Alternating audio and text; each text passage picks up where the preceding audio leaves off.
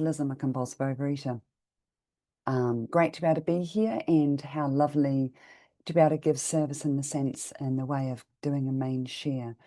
So I shared about this the other day, actually, just briefly, in the early bird meeting. I watched the documentary the other day of Matthew Perry, and I really didn't want to watch it because I love Friends. I love Matthew Perry. I thought he was amazing. But I have absolutely no doubt in the sense of the difference between reality and fantasy, the character that he played and the reality of his life. And I also had no doubt whatsoever about the trajectory of his life. There's nothing glamorous about addiction. There's nothing glamorous about dying from your disease. But I just wanted to see, how he got to that point and everything else. And of course, I also didn't want to watch it because it's me. It's absolutely me. I'm an addict. I'm a food addict in recovery by the grace of God. Um, and, every time I have a conversation with a fellow, every time I have a conversation with a sponsee, every time I am at a meeting, I get quite frightened because the bars of the cage of my disease, if you like, are rattled, and as it should be. That doesn't keep me out of the food. Working this program keeps me out of the food. Um, but I found it very distressing. But the main thing that I realized that, of course, was different is that, the thing that was the same is, like me, he was abandoned as a child. My brother died in an accident when I was 5. My family kind of emotionally disappeared off the planet. I've been abstinent for a long time now, but I've just realized recently I've had to have some counseling about that. So I'm actually having some counseling, which is amazing. Again, that wouldn't have stopped me eating. And in the past, when I tried it, didn't stop me eating. But the incredible thing is that we had very similar starts in life, but we've had a very, very different ending. And by the grace of God, when I do shuffle off this mortal coil, I pray that I'll still be abstinent and still be in recovery. And it makes me very sad that some people don't get it. I don't know why that is. I can't academically understand. And I know I don't need to know. But I'm incredibly grateful that I've been able to find recovery. So, again, I don't have a degree in addiction. I don't know how these things work. The big book tells us we don't need to try and, work it out. Was it the chicken or the egg that came first? Which I always think is a hilarious analogy for me as a compulsive overeater.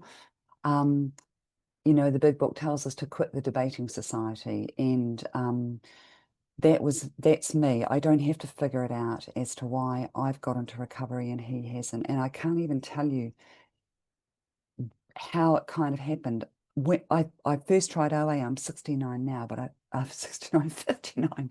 I first tried OA when I was 18 in New Zealand. And I went for 10 years to OA, and I just binged and binged and binged, and I could not get it. Um, and I then had a little bit of counseling about my brother, actually. And, the shopping bags full of food kind of reduced down. I still completely obsessed every single day of getting my binge foods and trying to stop myself wanting my binge foods, and then trying to get rid of the effects of the binge foods. Um, but the actual amount that I was consuming went down quite a bit, and I thought, oh, okay, that was just it. I don't need OA. It was just something to do with my brother, his death and not being resolved, and that's fine. And so I stopped going to OA, and I didn't go to OA for about 15 years. And then in the meantime, I moved to the UK. I met my husband, and my addiction just took off to a whole new level. Not when I met my husband, previous to meeting my husband. And by that stage, I was using diet pills. The compulsive overexercising had got horrendous. I was trying to diet. I could last by that stage about a day if I was lucky. My whole life was entirely taken up by trying to not have the food, trying to not think about the food, trying to get rid of the effects of the food. I went to Spain. I had liposuction. It cost about £4,000. It contributed to the debt that I had by the time I came into recovery, as about £40,000 in debt. Because I was just continually trying everything I possibly could. I had a religious faith, but it had nothing to do with stopping me from compulsive overeating. I would fly around the world. I'd go and to meet guys, which is where a lot of the money came from. Any clothes I wanted, any program I tried to try and stop eating, I just spent huge amounts of money on. And of course, none of it ever worked. I eventually, when I met my husband, I was sort of flirting around coming back to OA. And then we got married in New Zealand in the January of, what year did I get married? I have to look on my little thing, 2011.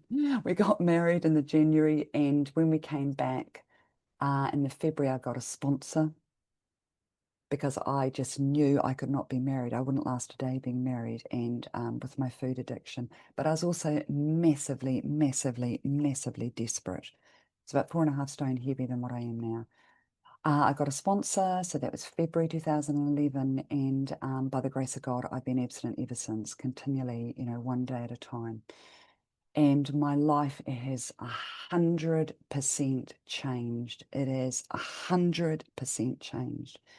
And the reason that I sort of share about the reality of me trying to get well when I was 18 and it didn't work for 10 years, binging. I mean, in those days, I think at one stage for a couple of years, I was going to a meeting almost every day trying to stop. I just could not stop because sometimes in the program, out of the program, it just takes us whatever it takes to get to that incredible point of desperation. And then having 15 years away, of just getting loopier and loopier in my life in general. So of course now my food addiction has been replaced by not an addiction to God. I know perhaps it is an addiction to God, as the big book absolutely tells us, I needed a power outside of myself because I have not a single iota of ability to try and stop myself from eating. And again, it's like the big book says, I have the double whammy. I have the mental twist of the mind. Well, by the grace of God, I haven't had, just for today, I don't have it, but that mental twist of the mind that I have no defense against. And then once I pick up my alcoholic foods, it's the physical allergy that takes over. And as we know, one is too many and 1,000 is never enough. In the sense of my recovery over that 14 years is almost like the trajectory of a day, because the incredible thing about going to those meetings when I was still binging in the food was that those meetings, the particular meetings I went to in New Zealand, they've now left and they belong to FA instead. But they were so big book orientated, they wouldn't actually even have any OA literature at their meetings at all.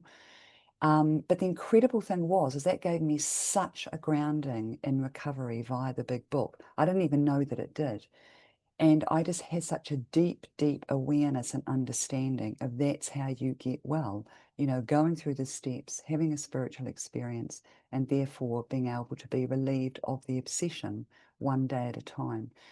And in my recovery, I just had that intrinsically within me. It was such a blessing, to be in those meetings because it gave me that.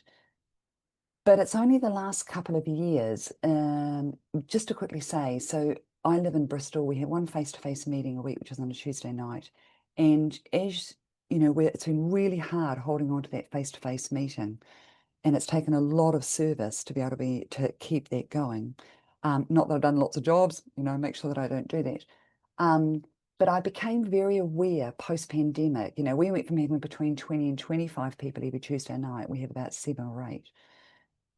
The number of newcomers that were coming through, and for me as a sponsor, I felt I didn't have a very clear structure on sponsoring. So I actually went through the steps again with a very specific big book sponsor so that it gave me more of that structure to understand how to pass on the message. The big book is the handbook. If we want to get well, for me, sharing my experience, strength and hope, it's the handbook. That's how we do it. That's the instruction book. And so that gave me an incredible a really clear structure, therefore.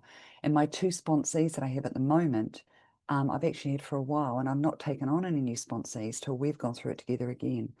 I'm taking them through the steps again via the big book way, which is brilliant.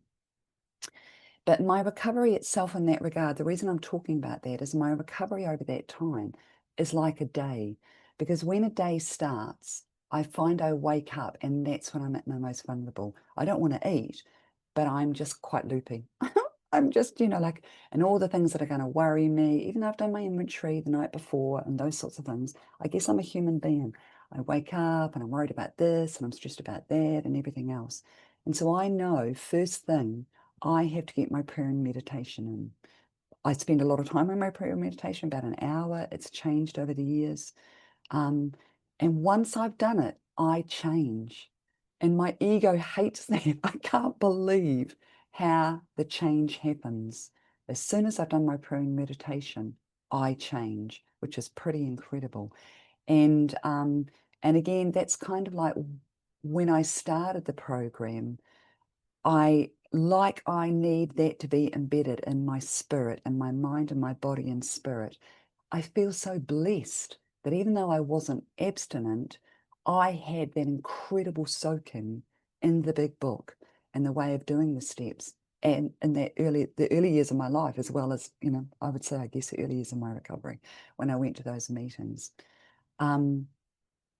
So again, I just feel that's an incredible blessing for me. And on a daily ongoing basis, I know that 10, 11, 12, once I do my prayer and meditation, which of course is step 11, 10, 11, 12 is the thing that 100% I have to do. Trust God, clean house, and help others. And I'm on the 10th step training, and I only started that a couple of years ago because I realized about the same time of realizing I had to go through the steps again, the big book way, that I was abstinent by the grace of God, which was incredible. My life completely changed, but I was still emotionally a bit crazy. I still am a bit crazy a lot of the time, but it's nothing like it used to be. And a real stake in the ground that shows me that is because I live here in the UK, but my friends and family are in New Zealand. I have good friends that I Zoom sort of every couple of months. And a couple of those friends, when I was in the food, I put them on a huge pedestal. They came from very good families in the sense they were pretty emotionally stable. One of my best friends, she's always helping other people. She's looking after the neighbors. She's got two fantastic, her and her husband have got two fantastic grown-up kids. And I always had her on this massive pedestal. Every time I speak to her, I just find something else has changed in me. And it's like God has moved things around another notch. And now I just see her as just kind of a normal person. And if anything, I don't mean in an arrogant way. I just feel so blessed and lucky that I have a higher power, a God of my understanding. She doesn't really have that. She's been quite open. She listens to me talking about it and stuff. Because I'm becoming more and more settled and at peace in myself. And that's what I want. I just want peace. I want to be at peace with myself. I want to be at peace with my husband. That's the biggest challenge. That's my first sponsor said to me actually when I was still in the food. That's the biggest test, is how I am, how I treat 2 him. minutes left. Thank you. And that is still a massive work in progress. But that's all I want is peace. And doing 10, 11, 12 on a daily basis, I think there's a verse in the Bible somewhere that says something like, the three most important things or something like that are faith, hope, and love. And the greatest of these is love. And to me, that's what 10, 11, 12 is. 10 is faith, because in faith, I go to my fellow, I share my stuff. We, do the 3rd and 7th step prayer together. Hope, that's faith. Hope is my meditation. It changes me. I wake up in the morning, I have the hope in knowing that even though my DNA is wired to be compulsive overeater, I don't have to battle it or fight it or have the obsession of the day. And 12, of course, is love. And I'll just finish by reading from August 19. Those, just to say, 10, 11, 12, faith, hope, and love is the emotional pill for my pain. Because I have a lot of stuff that comes up, every day. And August 19 from For Today very much outlines that for me. The remedy of all blunders, the cure of blindness, the cure of crime is love, by Ralph Waldo Emerson. All growth, all healing depends on love. Love is what God is all about. A loving God, as I understand God, does not preach or dictate or threaten. This is so me, it makes me a bit emotional. God is my backer, supportive of me, no matter what I do. God does not make deals. Do this and I'll do that. God does not bully or punish or say, I told you so. God listens and accepts me as I am. God loves me as I am. God doesn't give advice. God knows, and this is the real clincher for me, God knows that learning comes only from experience. Because I have a lot of theory that goes on in my head. But when I step out in faith, hope, and love, I really see the reality, and that's when God changes me. God knows that learning comes only from experience. Experience I am not led to until I am ready. And then for today, God's perfect love is mine anytime I'm willing to receive it. Willingness is the key. We know it's the key that unlocks the door to recovery.